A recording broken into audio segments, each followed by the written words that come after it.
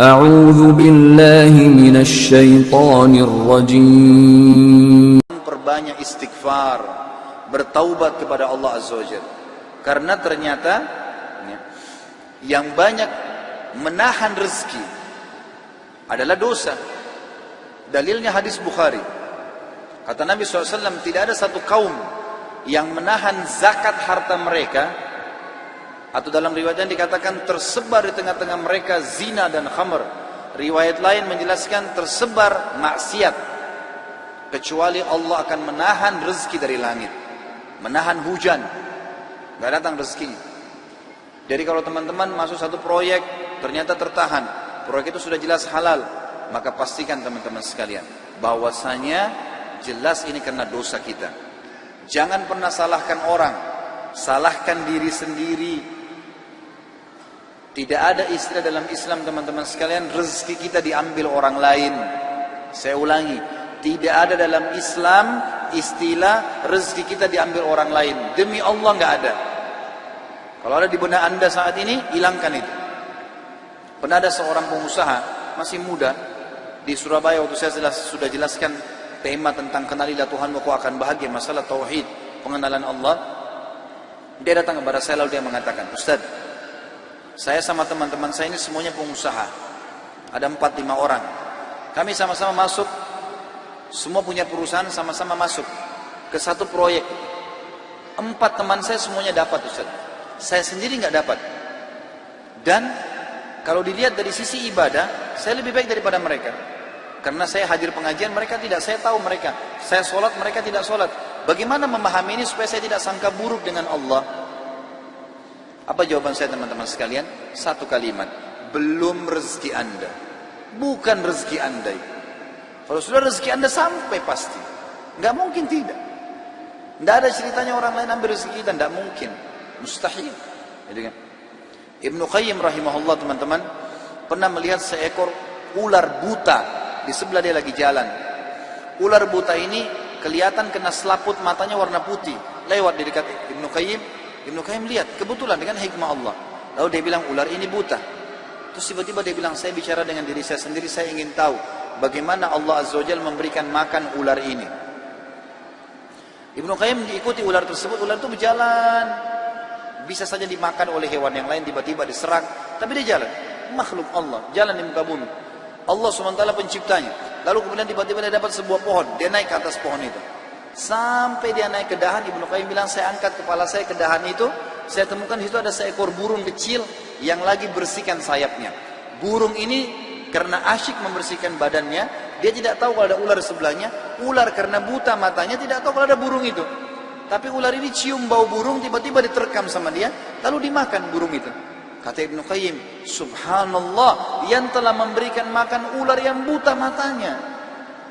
Coba bayangkan teman-teman sekalian. Berapa banyak miliaran makhluk Allah berikan makan. Bagaimana bisa anda mengeluh mengatakan tidak dikasih rezeki sama Allah? Tinggal bergerak. Seorang ulama yang lain pernah selesai kebun kurmanya dibersihkan. Dia capek sekali. Dia keluar dari kebunnya. Dia lihat di depan kebun, sebelah kebunnya ada sebuah sungai luas. Dia duduk di atas sungai itu. Di pinggir sungai itu maksud saya. Duduk di pinggir sungai. Lalu ada satu batang pohon di atas air lagi mengapung. Di atasnya ada burung bangau, kakinya patah, matanya buta. Di atas batang pohon. Orang ini bilang, saya ingin lihat bagaimana Allah Azza wa Jalla memberikan rezeki burung ini. Dari kejauhan tiba-tiba setelah beberapa saat ada burung elang datang, mencengkram ikan di situ, dekat situ diambil, kemudian ikan, begitu dia naik, burung elang ini lepas cengkramannya. Dengan hikmah Allah. Lepas cengkramannya, jatuh ikan itu subhanallah di depan burung bangau yang buta di atas batang pohon. Bukan jatuh lagi ke air, jatuh ke situ dengan hikmah Allah. Burung elang pergi, tidak ambil lagi. Burung bangau cium bau ikan, tinggal turunkan kepalanya, makan. Selesai konsepnya.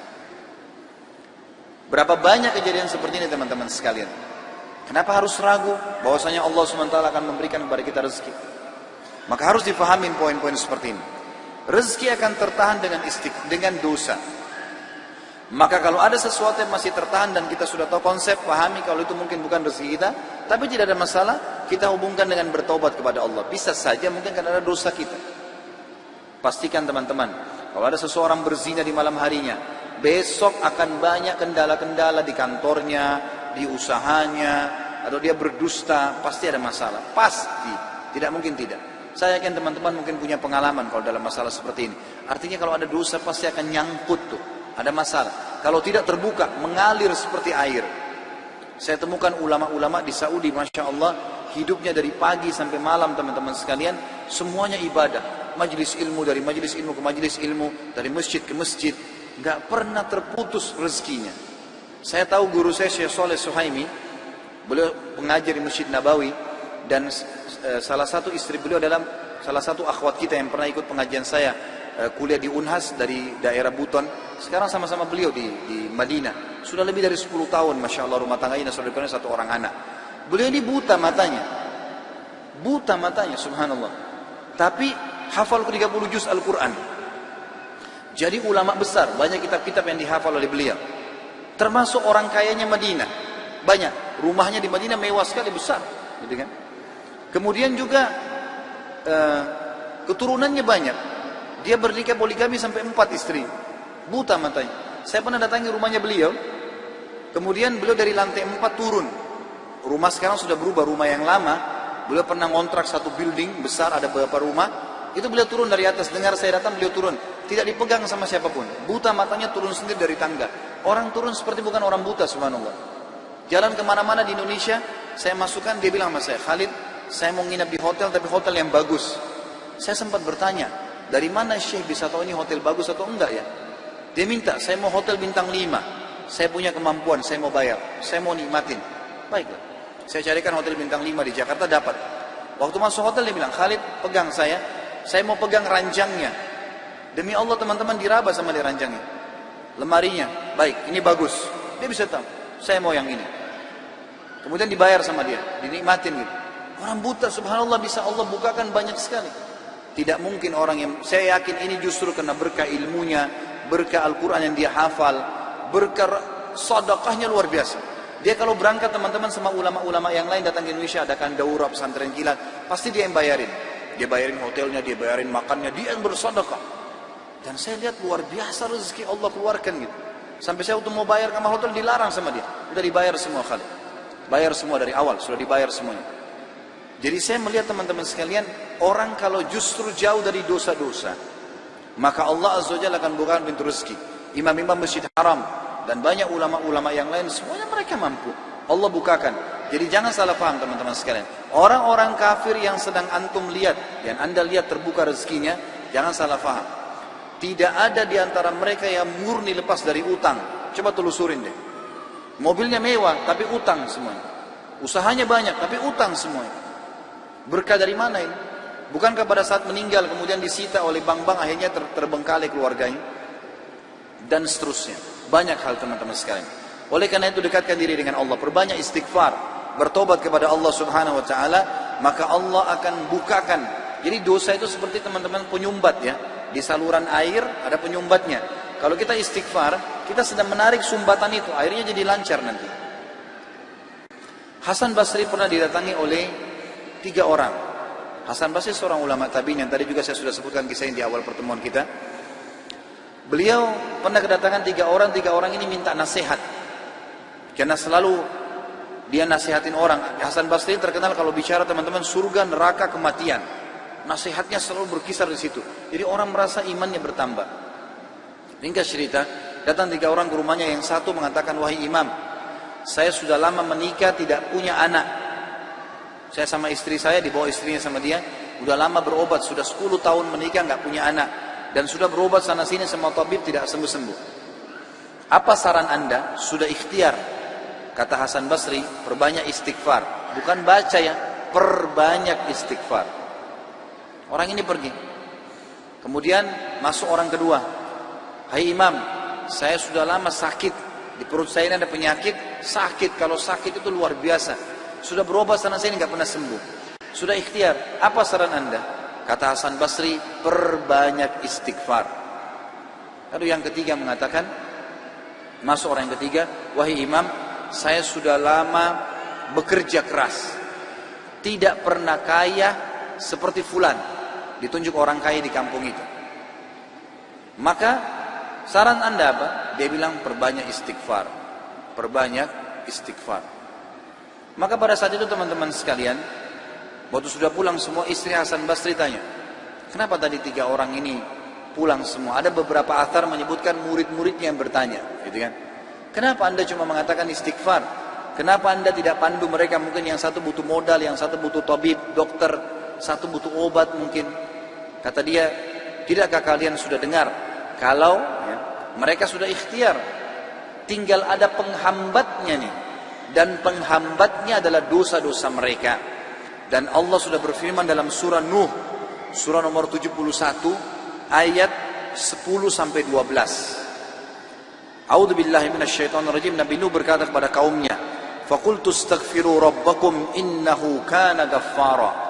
Aku berkata kepada mereka, Nabi Nuh berkata kepada kaumnya, istighfarlah kalian, mohon ampunlah pada Tuhan kalian, karena Dia Maha Pengampun, Dia suka kalau kalian tobat tuh.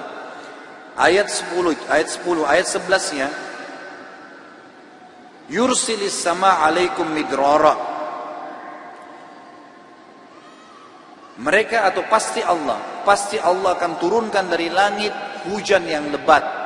Dan kita tahu hujan adalah sumber kehidupan manusia. Makna letterletnya, makna tadabburnya adalah, makna tafsirnya, Dia akan turunkan dari langit rezeki-rezeki yang midrar. Midrar itu bertubi-tubi. Ayat 12-nya, wa yumditkum bi amwalin wa banin wa yaj'al lakum jannatin wa yaj'al lakum anhara. Dan pasti Dia akan memperbanyak buat kalian. Yumdit, mad ini artinya mendobelkan, melipat gandakan. Dan pasti Dia akan melipat gandakan, menambahkan buat kalian keturunan, harta-harta, amwal dan keturunan. Serta Dia akan melebatkan kebun-kebun kalian dan akan memperbanyak sungai-sungai kalian, sumber air kalian. Imam Ahmad rahimahullah pernah didatangi teman-teman sekalian oleh seseorang.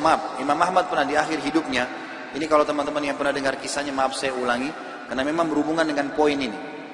Pernah Imam Ahmad rahimahullah di akhir hidupnya dia tidak tahu kenapa dia harus mendatangi sebuah tempat. Lalu kemudian dia pergilah ke sana. Setelah dia tiba di kota itu, tiba waktu maghrib, dia masuk ke sebuah masjid, lalu dia sholat maghrib. Habis maghrib beliau duduk rahimahullah dengan membaca Al-Quran. Imam Ahmad ini kalau nggak salah meninggal tahun 240-an, salah dari 4 imam madhab ya. Imam Ahmad rahimahullah masuk ke masjid, kemudian beliau duduk sholat maghrib, duduk mengaji sampai isya. Beliau sholat isya berjamaah karena tidak tahu kenapa datang ke kota itu. Lalu kemudian beliau ingin istirahat. Habis sholat ba'diyah isya, orang-orang semua pada bubar. Imam Ahmad ke sudut masjid, lalu dia baring. Marbot masjidnya datang, tanya, wahai imam, wahai syekh. Syekh ini dalam bahasa Arab bisa berarti orang tua, orang kaya, atau orang pintar. Ya, bisa 3 artinya. Kebetulan Imam Ahmad dipanggil syekh di sini maksudnya adalah orang tua. Hai syekh, hai orang tua gitu. Ya. Kenapa anda di sini? Kata Imam Ahmad, saya mau istirahat, saya musafir, nggak ada kenalan. Kata dia, tidak bisa di masjid, anda harus keluar dari masjid. Lalu kemudian disuruh keluar. Kata Imam Ahmad, saya didorong-dorong dari masjid, keluar dari masjid. Begitu keluar dari masjid, marbot masjidnya kunci masjid. Kemudian Imam Ahmad dia sudah pergi. Imam Ahmad baring di teras masjid, marbotnya kembali lagi. Lalu mengatakan, wahai syekh, ngapain di sini? Dia bilang seperti saya bilang, saya musafir, saya butuh istirahat. Ya. Kata marbotnya, nggak bisa. Ini masjid, peraturan nggak boleh duduk di sini. Lalu kemudian didorong-dorong Imam Ahmad sampai ke jalanan. Di sebelah masjid ada satu orang penjual roti. Penjual roti ini lihat kejadian tersebut, lalu dia mengatakan, hai syekh, dipanggil Imam Ahmad, orang tua gitu ya, kesinilah, ada tempat saya. Datanglah dia, Imam Ahmad. Lalu Imam Ahmad berkata, orang itu berkata, ini tempat saya usaha jual roti. Di belakang saya jual roti ini ada kamar saya biasa istirahat. Rumah saya tidak jauh dari sini, anda boleh istirahat. Besok pagi anda boleh pergi. Dia bilang baik, jazakallah khair. Imam Ahmad duduk. Imam Ahmad ini karena zaman dulu nggak ada foto, orang nggak tahu wajahnya, orang cuma kenal nama. Nggak kita sekarang bisa lihat fotonya, bisa tahu orangnya gitu. Imam Ahmad bilang ada satu kegiatan orang ini yang unik. Setiap kali orang ini pecahin telur, ambil gandum, ya, tepung, kemudian taruh garam, diaduk, selalu astagfirullah wa atubu ilaih, astagfirullah wa atubu ilaih, terus astagfirullah wa atubu ilaih, terus dia mengucapkan itu. Maka yang terjadi adalah Imam Ahmad bertanya, berapa lama kau amalkan ini? Sudah berapa lama kau amalkan? Kebetulan Imam Ahmad ini di akhir hidupnya ya, sudah sangat tua. Orang ini juga seumur Imam Ahmad. Dia bilang sudah lama, dari saya masih muda. Kata Imam Ahmad, apa hasilnya istighfarmu ini? Dia bilang semua yang saya minta sama Allah dikabulkan. Apa saja? Belum pernah saya minta sama Allah nggak dikabulkan. Tinggal satu yang sudah bertahun-tahun saya minta belum Allah kasih. Kata Imam Ahmad, apa itu? Dia bilang saya minta agar dipertemukan dengan Imam Ahmad. Maka Imam Ahmad bertakbir mengatakan, Allahu Akbar. Karena istighfarmu inilah ya, Allah subhanahu wa ta'ala mengutus saya datang ke kotamu dan saya tidak tahu kenapa saya datang. Karena istighfarmu lah marbot masjid melarang saya tidur di masjid dan saya didorong-dorong. Istighfarmu lah yang membuat kau menawarkan saya untuk datang dan nginap di tempatmu. Saya Ahmad bin Hanbal. Allah Azza wa Jal datangkan Imam Ahmad ke rumahnya karena istighfarnya. Ini luar biasa. Kisah seorang ibu yang berada di wilayah Kashmir. Kisah belum lama terjadi. Ibu ini rupanya punya, kalau saya tidak salah cucu atau ada anaknya perempuan, kena penyakit tulang, sakit. Ibu ini selalu berdoa kepada Allah SWT sambil beristighfar karena dia sudah bawa ke dokter di sekitar rumah situ, di sekitar kampungnya tidak ada, gitu kan? Nggak ada yang bisa tanganin. Mereka cuma bilang ada satu dokter ya yang mampu menangani ini, tapi di India. Dia di India dan dokter itu Muslim, ahli spesialis tulang. Cuma dia yang bisa. Ibu ini tahu dia tidak punya kemampuan uang beli tiket pesawat atau kendaraan, mau bayar dokter tidak mungkin. Maka ibu ini memperbanyak doa dan istighfar. Selalu istighfar kepada Allah. Ya Allah, kalau ada dosa maafkanlah, sembuhkan anak ini. Ya Allah, pertemukan sama dokter itu, mudahkan supaya anak saya ini berobat. Ringkas cerita, dokter yang tadi jadi target ini keluar dari India. Ada acara, dia naik pesawat melewatin wilayah Kashmir tadi itu. Tiba-tiba pilotnya bilang, pesawat ini badai, lagi hujan deras, nggak bisa pesawat lanjut nih, harus turun di wilayah itu. Turunlah pesawat itu. Begitu turun, tiba di bandara, kata dokternya, saya harus, ini ada seminar, saya harus hadiri. Berapa jauh dari sini? Orang itu bilang target Anda sekitar 4 jam dari sini. Kata dokter, baik, saya mau sewa mobil. Ya, masih bisa keburu, gitu kan? Masih sekitar 6-5 jam lagi acaranya, 5-6 jam lagi. Begitu dia sewa mobil, jalan sedikit dari bandara, ternyata ya, hujan makin keras. Kata supirnya, nggak bisa kita jalan. Kalau jalan ini paksanya bisa kita dihancurin oleh badai. Kata dokternya, baiklah kita istirahat. Mampir di pinggir, mampir ke sebuah rumah. Rumah itu rumah tua, rumah kayu. Lalu tabibnya ini, dokternya ini naik ke rumah itu, berteduh, ketuk-ketuk, ucapin salam, dijawab waalaikumsalam, keluarlah seorang ibu. Lalu kemudian dokter ini bilang, maaf, kami ini musafir, hujan lebat, bisa berteduh di sini? Kata ibunya, silahkan. Lalu ibunya itu mengambilkan minuman, dihidangkan minuman. Waktu sementara duduk di ruang tamu, anak perempuan si ibu ini lagi nangis-nangis kesakitan tulangnya. Ini ibu yang tadi sakit tulang. Ini dokter yang jadi target sampai di rumahnya. Lalu kemudian dia berkata, tabib ini, kenapa anaknya ibu? Dia bilang sakit tulang. Kenapa kok sakit? Kenapa nggak dibawa ke dokter? Sudah. Tapi kata dokter semua tidak bisa sembuh. Dan dokter yang bisa tangani cuma seorang dokter di India namanya Fulan. Disebutkan namanya dokter ini. Dokternya tiba-tiba nangis lalu berkata, segala puji bagi Allah subhanallah yang telah mendatangkan saya ke rumah ibu. Saya ini dokter yang ibu sedang targetkan. Allah datangkan dokter itu ke rumahnya justru karena istighfar. Karena doanya kepada Allah SWT. Tidak pakai biaya, malah dokter itu biayai gratis dan datang ke rumahnya. Seperti itu, dan banyak ribuan kisah begini teman-teman sekalian yang berhubungan dengan istighfar.